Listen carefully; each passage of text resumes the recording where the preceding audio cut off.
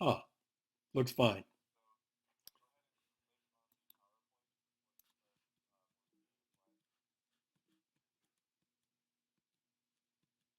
Yeah, they move. They're feeding. All right, so I should go back and start all over again? All right.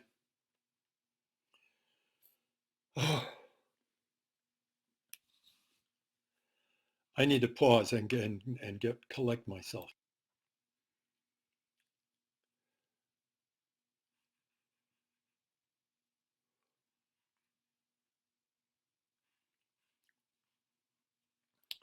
So um, here we are again. Today I want to talk about the collectivization of agriculture and the first five-year plan. Um, Big transformation of the Soviet Union from an agrarian country into a powerful industrial country that is still considerably agrarian by comparison with the other powers, but which is a very, very powerful state in terms, especially in the military sense. And you couldn't say that in the beginning of the life of the Soviet state, but that big transformation is going to occur between 1928 and 1933. I sometimes say 1927 to 1933 because I see it as beginning with the big crisis in relations between Britain and the Soviet Union in 1927. The breaking of relations in 1927 is what actually occurs. Um, and when the British break off relations with the Soviets, it's because they're very unhappy with this period of how shall we put it, Cold War they've had with the Soviets, actually Cold War in a phase of détente. That is to say, they're trading with the Soviets and doing splendidly with this relationship with the Soviets, at least in the economic sense. But the Soviets are at the same time trying to overthrow the existing cosmos, as Sir William Joynson Hicks, the British Home Secretary, put it. Uh, so the Soviets are trying to overthrow their rule all over Europe. So, for example, you can see this in Turkey. You can see this in Afghanistan, in Persia. Uh, they're broadcasting propaganda down into India through their radio station in Tashkent. They're agitating, as we'll talk more as we continue, and we talked quite a bit last time, agitating in China to help the Kuomintang. And the Kuomintang wants to unite China, which the British do not want. They want to unite China and they want to expel the British from China if possible. So the Soviets are helping all these nationalists, and I like to call this policy a policy of national Bolshevism. That is to say, they are trying to spread the revolution, but it is not a copy of the Russian Revolution. It's not a proletarian revolution. It's a nationalist revolution, in effect, against imperialism. And you might even say that the European chapter of that is in that the European chapter of that is in Germany, um, because the Soviets take the view that Germany is like an oppressed colony. She has to give reparations to France and to Britain, and the Soviets want to support her attempts to overthrow this reparations regime and to promote the recovery, presumably, of Germany. So that also falls under the heading of national Bolshevism. The Soviet economist Eugen Varga offers the line that Germany's like an oppressed colony. Germany's like India vis-a-vis the Entente imperialists to whom it has to pay reparations. So the Soviets promote this national Bolshevism all over the world island, in Europe, and especially in Turkey, where they help out Mustafa Kemal. Should have a picture of Mustafa Kemal. There he is. Mustafa Kemal, Kemal. I haven't got a blackboard or a whiteboard to write this on, but Kemal, Mustafa Kemal, Kemal Ataturk, that is to say, Kemal the Great Turk, as he's called, the great figure of Turkish nationalism and great friend of the Soviet Union. So the British had the idea to encourage the Greeks to attack Turkey and destroy Turkey. defeat Turkey so that the British could get hold of Constantinople. That's Lloyd George's great dream in 1920, 21, 22. And the Soviets have, in effect, punctured that whole thing by supporting Kemal, coming to terms with him in the Caucasus on the question of the Armenian borders, the Georgian borders, and being a good friend to Kemal and even giving him weapons to fight against the Greeks, and who are a British proteges on this. So the Turks will defeat Greece, and Lloyd George will be very unhappy with that, and eventually that'll cause his fall from power at the end of 1922. So Kemalism, Kemal and the idea of national Bolshevism is a big idea for Soviet foreign policy during this period. The idea that they're going to get all these various nationalisms from Turkey, maybe you could say from Germany to Turkey to India to China, to all rise up against Britain and expel them from the territories that are part of the British sphere of influence and to some degree part of the British Empire. So that's the story that we were looking at in 1920, 21, excuse me, from the period from the trade treaty of 1921 up to the end of relations in 1927. And what follows that is the idea that the Soviets may be facing the possibility that they will be invaded from two sides again, as they were during the Civil War. Remember, the Civil War isn't even 10 years old by this time. So that's the war scare of 1927. The Soviets are afraid that the British and the French are going to encourage Piłsudski, who's back in power in Poland in 1926, encourage him to march into the Ukraine. Piłsudski marching into Ukraine, and then in the Far East encouraged the Japanese once again to set up shop in Siberia up to Lake Baikal. That's where they were during the Allied intervention. So a repeat, you could call this, of the Allied intervention. That's the fear that the Soviets had in 1927 at the time of the war scare. And we trace the result of that in the Soviet Union. The immediate effect it had among the peasantry, that the peasants started to withhold grain. And by January of 1928, there was a grain strike, what the Soviets call a grain strike, where the peasants, in effect, the deliveries from the countryside were some 10 million tons short of that which would have been necessary to feed the workers in the city.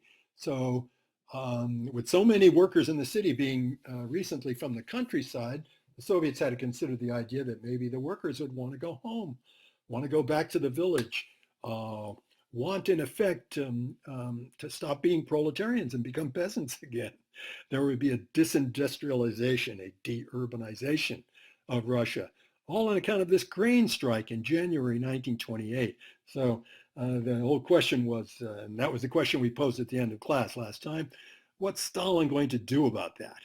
What's he going to do vis-a-vis the peasantry? And we know what he did do. He called out the military. He sent them out into the countryside to take grain, as they say, to seize it by force, compulsory grain requisitions. Now, these were done during the Civil War, so this is a kind of a repeat of war communism, taking grain away from the peasants by force, and this involves some bitter struggles and a very tremendous bitter resistance on the part of much of the peasantry. And this time, though, Stalin's going to do it for keeps, because he's going to try to herd the peasants into collective farms. And from these collective farms, presumably, they can provide a support for the industrialization of Russia and for its modernization, which Stalin finally came to the conclusion in 1928. It's modernization that couldn't be put off any longer. Remember, this is an argument that the left opposition made, that the country had to be modernized, that the NEP couldn't go on forever. Bukharin's idea that the peasantry should get rich and eventually this capitalist development on the countryside would be such as to eliminate the peasants. They're Marxists. They believe in the monopoly tendency in capital, that one capitalist kills many, one rich peasant puts many rich peasants out of business. They end up in the city. There's a long, drawn out process that was envisioned by Bukharin's notion of the new economic policy. That's all gone now. All goes out the window on account of the grain strike. And the grain strike is there on account of the war scare of 1927. So I feel that the war scare is a really big thing and a sincere thing. That is to say, it wasn't just a put-up job. It wasn't all fake. It was something genuine that the Soviets were really afraid of, and they had plenty to be afraid of. Now, you might say the Japanese were in no condition to do this, but they're going to invade Manchuria in 1931. So maybe you could say that the Japanese were in a position to do that. And you might say Piłsudski and the Poles, they're in no position to attack the Ukraine. What are the Soviets talking about? But there again, Piłsudski actually did attack the Ukraine and took Kiev, you remember, in 1920. He's been out of power, but now he's back in power. So put yourself in the shoes of the Russians. Don't even be a communist to think this way. Think if you're just a person who was running the Russian state, whether you would have been worried that the British and French had broken off relations with you and were saying there had to be a counteroffensive against world communism and all of the rest of that, whether you would be unnerved, whether there would be a genuine war scare. So I think the war scare was pretty genuine. The Soviets were pretty rattled about it. They managed to rattle the peasants, and the peasants staged this grain strike, and Stalin answered it with the armed collectivization of agriculture. Collectivization of agriculture by force, a vast military campaign sprawling all over the countryside, herding these peasants, some of them willingly, but many of them against their will, sometimes with great loss of life, sometimes with all sorts of abuses and all the rest of that, this enormous panorama of horror that the collectivization has to be called. And this is the big turn that the Soviets take on this question in 1928. So we're not exactly trying to ask ourselves why this happened, but simply trying to put it in the context of everything else that's been happening in the Soviet Union. It helps us to explain a great deal of the problem of why Stalin rose. Stalin rises for many reasons during the 20s, kind of in the shadows. Now he's coming into the prominent position as the great leader of this campaign. And the Stalin cult, the emergence of Stalin to power over all the others that he's been associated with, this is going to ensue, and we'll see Stalin's image woven into rugs in Turkestan. We'll see Stalin's image projected upon clouds at rallies in Moscow. We'll see a real cult of the personality on a large scale, and we're not through yet with the emergence of a full-fledged tyranny on the part of Stalin, because he's going to have to act against his opponents who are going to be continuing to criticize and oppose him. He's not going to want to put up with that. But that's for another day. Today we're only talking about the effects of the collectivization and the grain strike. Now, a lot of this is described in terms of what you might call an economic debate. In fact, there was a certain literature in the United States among historians of my time about an economic debate that they say took place in Russia. Russia was deciding which way to go. And they made it out that this economic debate was more important than the things we've been talking about, the leadership struggle, the succession struggle among the leaders of the parties, Zinoviev's reshaping the whole ideology of the regime as something that's against Trotskyism and all the rest of that. Bukharin's notion of a right-wing version of communism, Bukharin versus Zinoviev, and all the rest of that. All these chapters in the story of the rise of Stalin that all these things are really the centerpiece, the political struggle we have put in the center of our picture, trying to tell the story of the rise of Stalin. But this argument, the argument about the economic debate, makes it out as if the Soviets conducted this debate about which way they should go. They make the economic debate into something like the trade union debate of 1920. Well, maybe you could say that during this time when there was so much jockeying among the individuals in the party, they were also talking economics, and they were also asking which way the country would go. Well, if you did pursue that perspective, and this was the way they liked, these Sovietologists of the 1980s, the way they liked to put the thing, that there was a Bukharin line, and the Bukharin line was, leave the peasant alone, essentially. The reinforcement of the NEP for an infinite period into the future. Well, you see the Bukharin line would not stack up against a grain strike.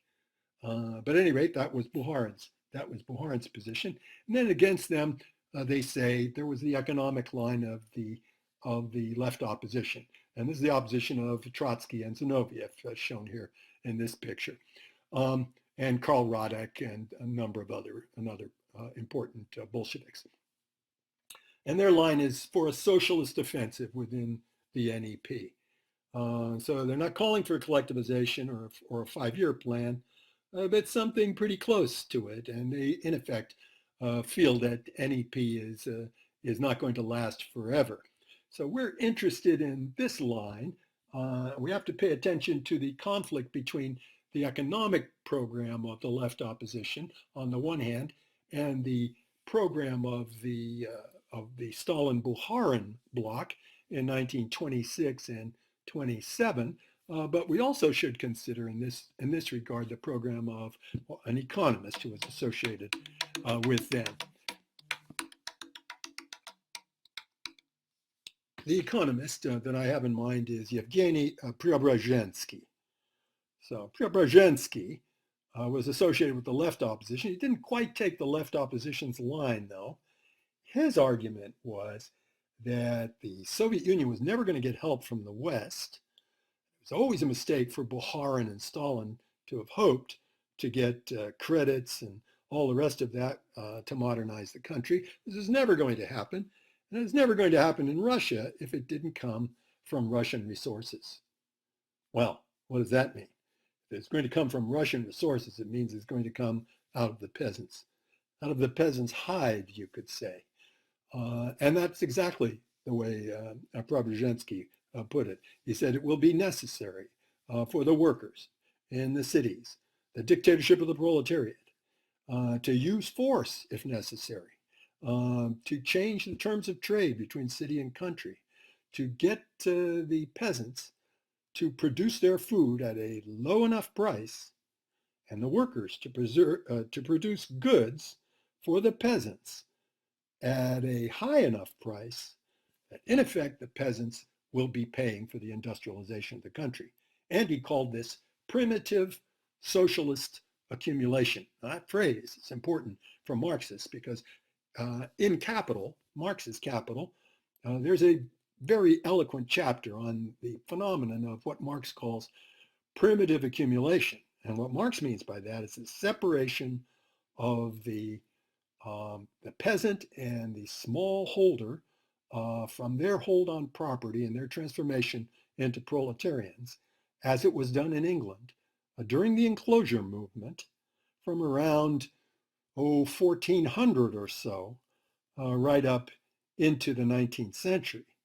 So the enclosures, in effect, are a process of driving the peasants off the countryside, as it's strung out over centuries, as Marx imagined it, and as Preobrazhensky imagined it, strung out over centuries, so that, in effect, then the peasants would be paying for industrial. Now, what he was saying was Marx's idea of the capitalist version of primitive accumulation would have to be taken up now by the socialists in Russia. There would have to be a primitive socialist accumulation. Wow. Well, Marx said that this process was so horrible in England, he said, that the bourgeoisie, as it comes into history, has its hands covered in mud and blood. He said, so this chapter is eloquent and poetic, describing all the horrors of the preconditions period of the formation of a full-blown capitalism in the 19th century. And these include, of course, slavery on a world scale and a massive slave trade and all the other things that go with that. So it's quite a sweeping analysis in Marx. And imagine this, Preobrazhensky is saying all that awful stuff that we had associated with the capitalists and the rise of capitalism. We're going to have to do something like that in Russia. We're going to have to make the peasant pay for industrialization. And if the peasant doesn't want to, we're going to figure out a way to force him to do so. So Preobrazhensky is really presenting some very, very bitter medicine to the rest of the party in his arguments. You could make the argument that Preobrazhensky's argument is the one that won out. Well, anyhow, that's sort of the way this discussion of the economic debate goes in the histories that were written by American historians of the Soviet Union during my youth. And they got a lot of play with this, a lot of papers at conferences, fascinating kind of discussion. But as a matter of fact, when you look at this economic debate, even if it did go on, and it did, these ideas were exchanged. I'm not denying that.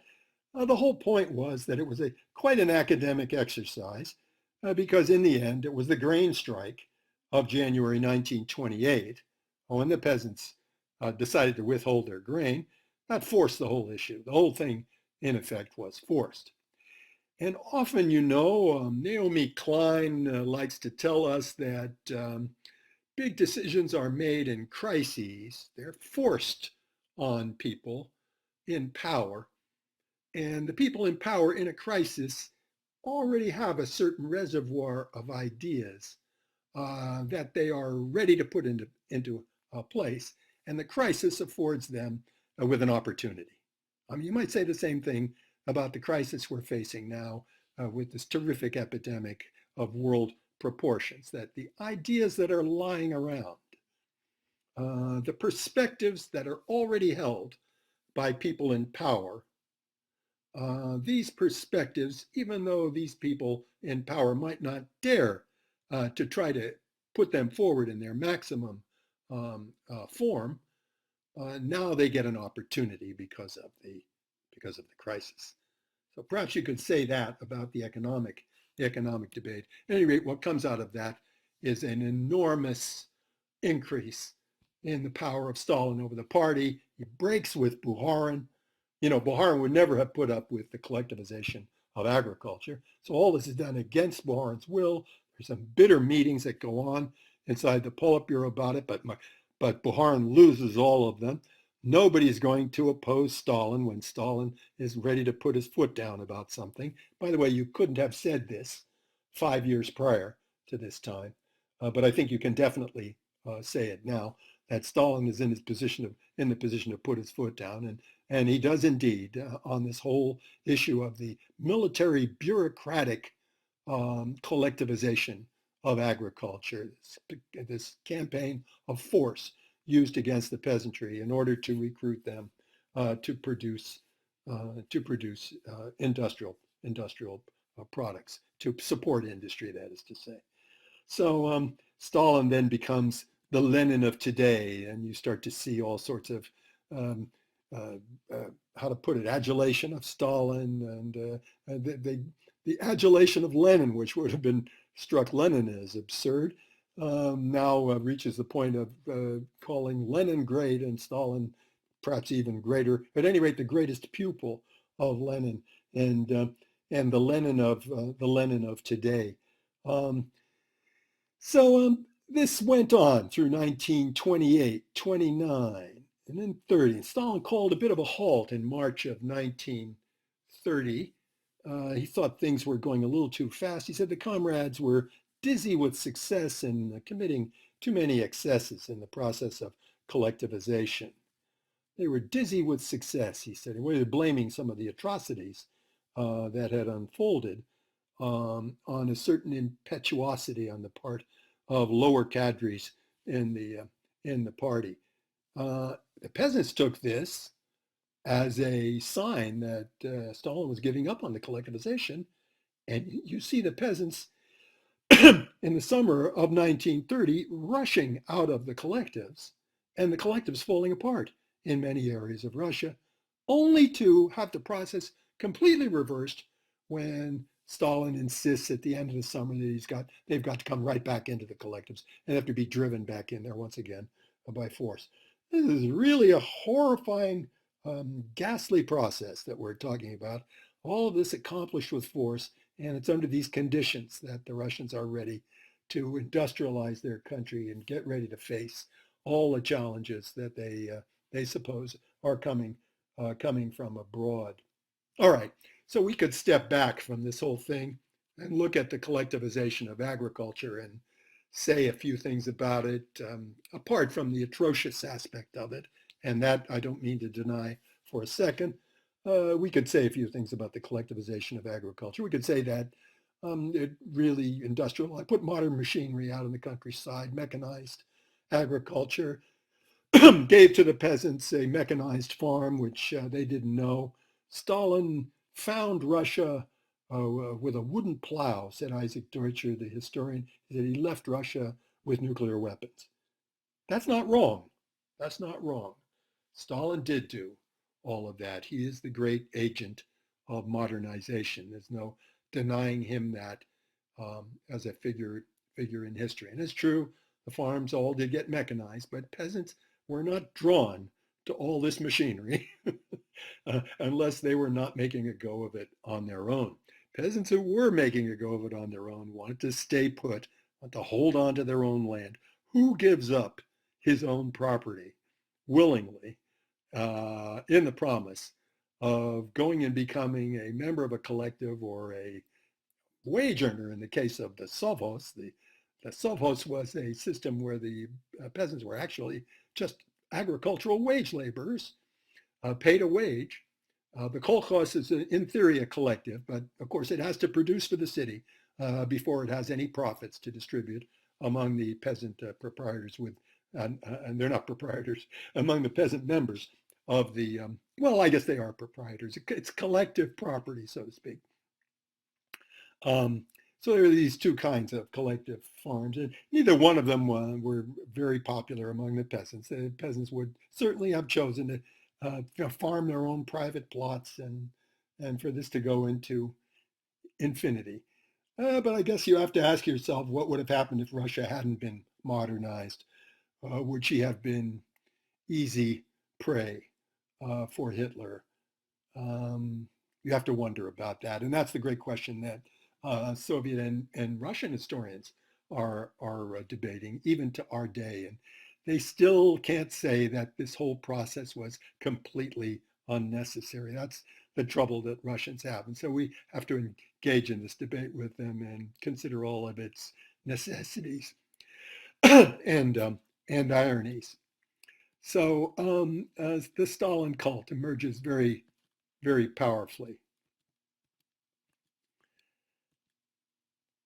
Here are some women agricultural laborers looking pretty much like agricultural laborers would look anywhere, not particularly Russian. And here's a demonstration of some Russian peasants, which calls for the liquidation of the kulaks as a class, the liquidation of the kulaks. Kulaks being the small peasant proprietor, the Stolypin peasant. You remember that Stolypin paid or made it possible for peasants to leave the communes that existed before the revolution and to have private plots. Well, now you could say that this is traditional Russian agriculture asserting itself again, that there's some kind of continuity between the communes and collective farms. So at any rate, some people have said something like that. Of course, here's a Stalin propaganda picture about the aspects of the harvest that seem quite pleasant.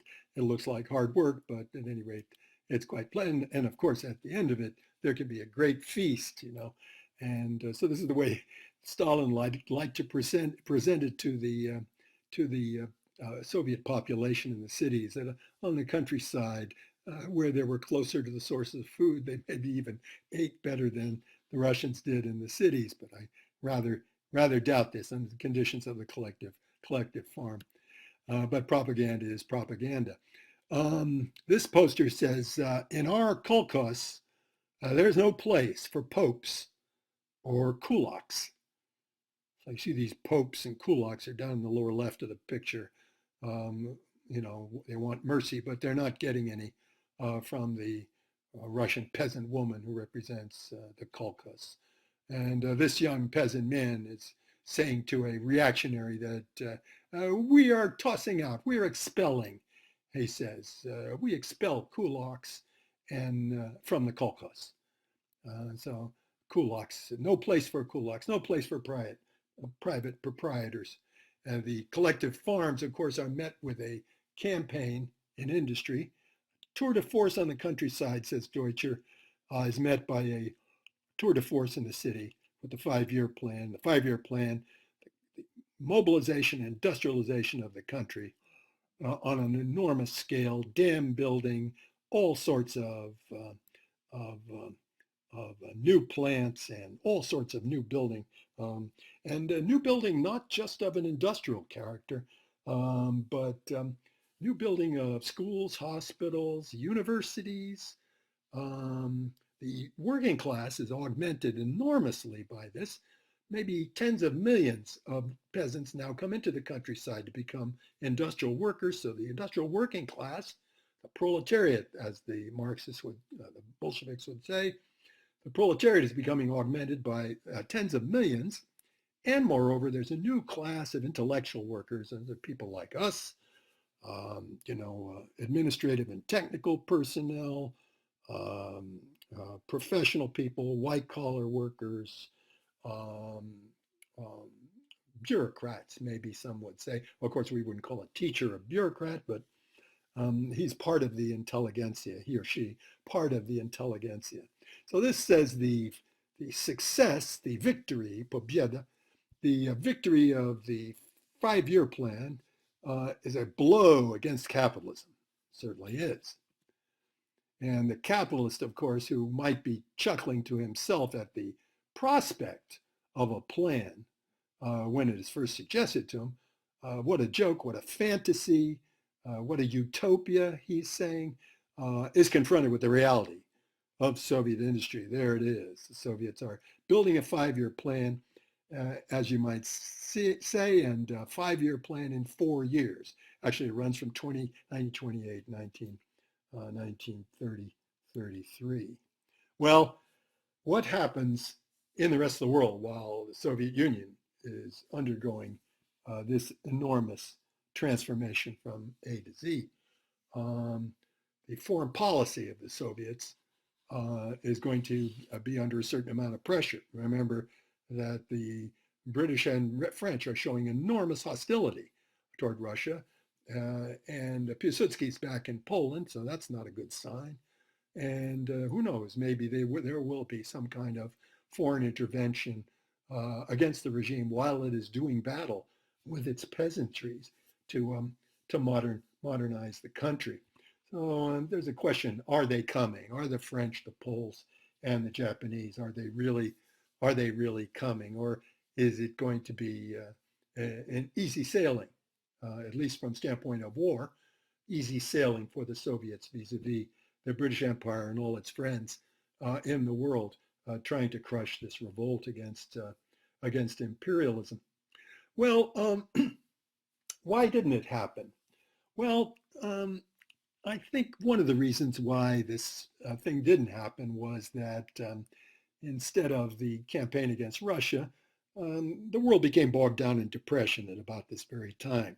So from 1929, I think they are thinking more about the financial crisis, the crash of the stock markets, the spread of the depression, which is going to run from about 1929 to about 1933, the worst trough of the depression in the West. that this is pretty much coterminous, simultaneous, I should say, simultaneous with all the campaigns that are going on in Russia. Russia's not in depression. Russia could not have a depression. I mean, her problem, you might say, depression would be a lot better than what Russia is is is dealing with. But at any rate, it's not a depression in the Western sense. If Russia gets through this thing and the West continues in depression, you're going to see that the people in the West are going to start to wonder if maybe Russia hasn't got a good idea. It's rather comparable now to the admiration, I guess that you have to call it that, the admiration that some people are showing for those countries that, even though they might not like their internal regimes in the slightest, are nevertheless having success against the coronavirus because of their very energetic use of the state. And they're beginning to wonder if maybe their societies wouldn't benefit from the same kind of perspectives. So we're seeing this coming up very sharply now, and we're going to see this throughout the Depression. Another issue that I think is worth thinking about is the Kellogg-Briand Pact, which was signed in 1928. The French were wondering if maybe they were appearing to be warmongers because they did not want to disarm. And the Germans were talking about the necessity eventually of having equality of armaments with the French. Now that might seem reasonable to anybody in the world except for the French. The French know darn well that if the Germans are equal to the French, that will mean that the French really haven't got a prayer. They'll have to do war with Germany, and nobody will want to help them out in that. The French are insisting, in effect, on a military inequality in the relationship between them and the Germans. But that makes them look like terrific warmongers. Many British critics are taking the French under fire and saying what warmongers they are, and they don't like that. And so to ward that off, Aristide Briand, the foreign minister in 1928, came up with the idea of a pact that he would offer to the United States. The combined prestige of the United States and France would be behind this pact.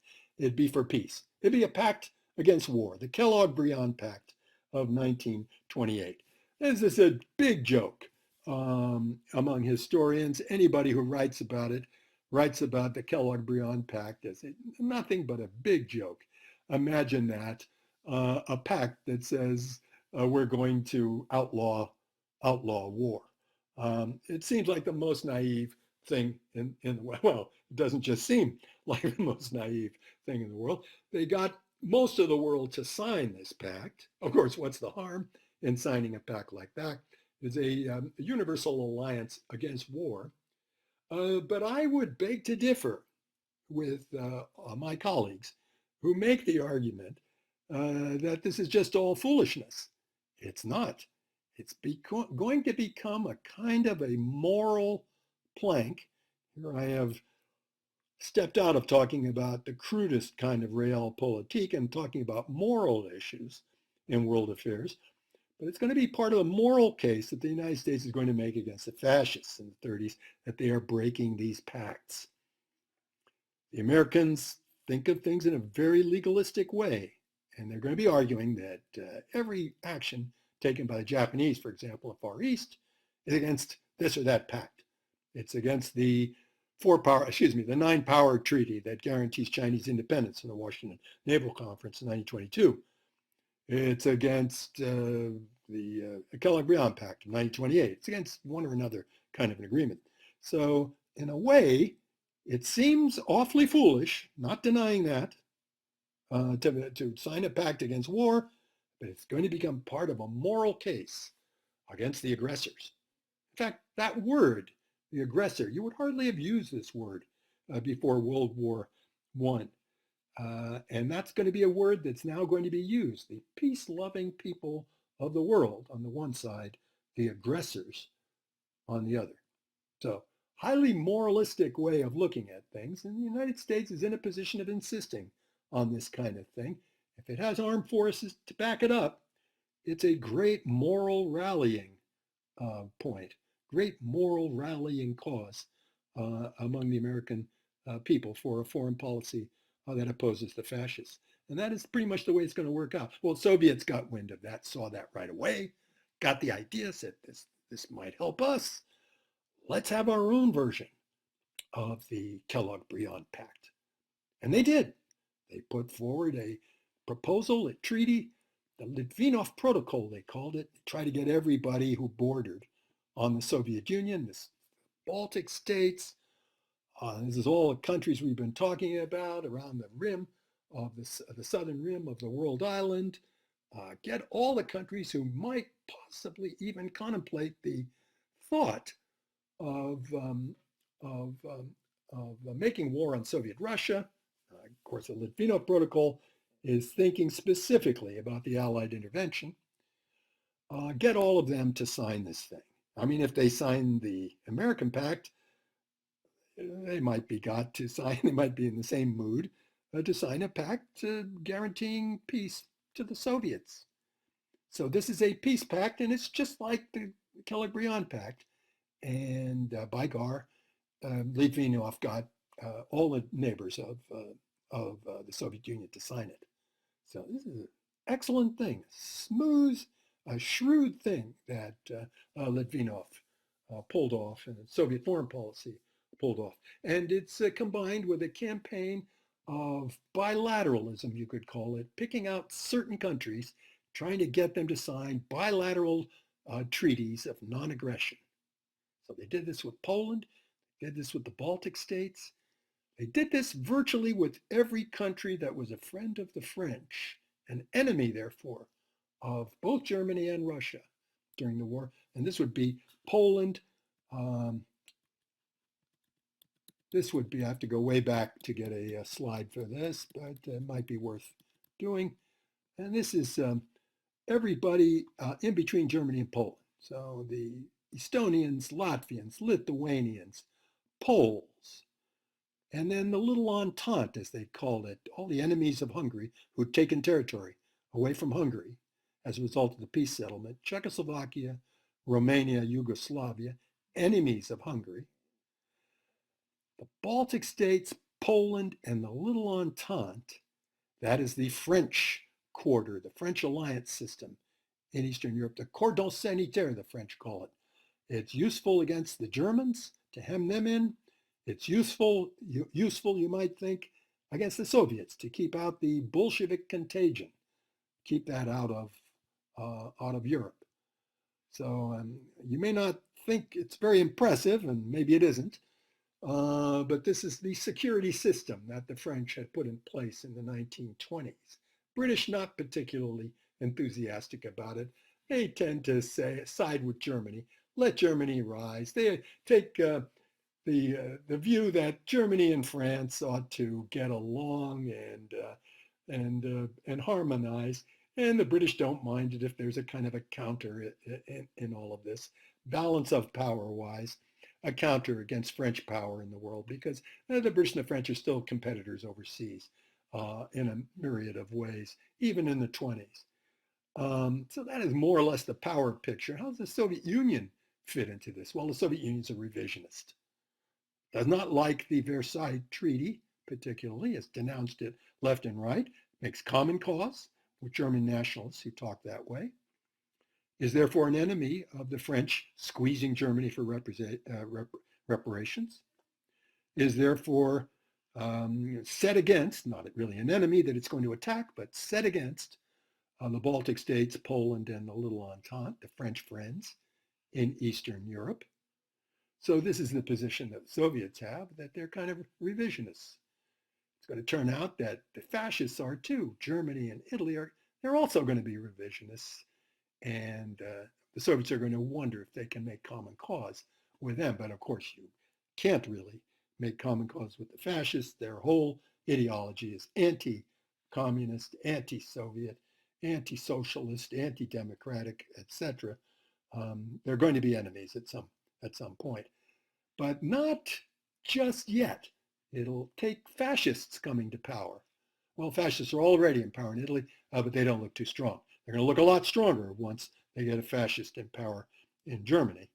And there are going to be other fascists in Europe. Once they get to power, the Soviet Union will not be able to pursue this policy of, what would you call it, national Bolshevism any longer.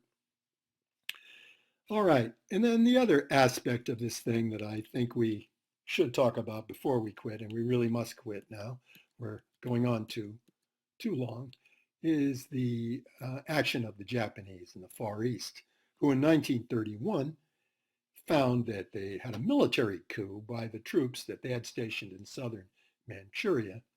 And this military coup, in effect, caused the military inside Japan to change the government in such a serious way that from this point on, most of the Japanese historians like to say that they started to become a fascist regime. Parties, for example, parties were eliminated. The parliament ceased to count for anything. Now, already the monarchy was, you could say, kind of more important than them anyhow. But the monarchy starts to loom even more large, but more importantly, a militarized monarchy and the rise of the Army and the Navy to enormous positions of power in Japan, and the rise of the secret societies within the Army and the Navy, people who really actually could be called fascists without any stretch of the imagination. So inside the Army then, there develops this movement to buck the Japanese and to attack Manchuria in 1931. So that's what we see coming on the world very suddenly, very sharply. While the world sunk in maybe the worst year so far of the Depression in 1931, the Japanese are going to conquer Manchuria.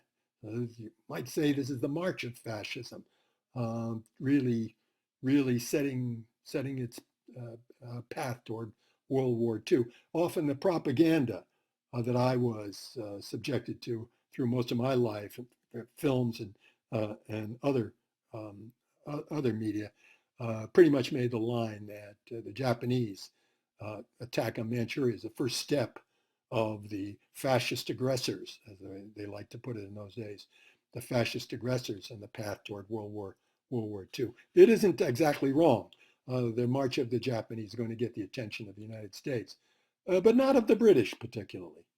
The British don't do much about it. And so here we have a Lowe's cartoon on it, which the Japanese are marching into the halls of the European diplomats in Geneva, and European diplomats are giving them, in effect, a reverent kind of reception, putting up with Japanese imperialism.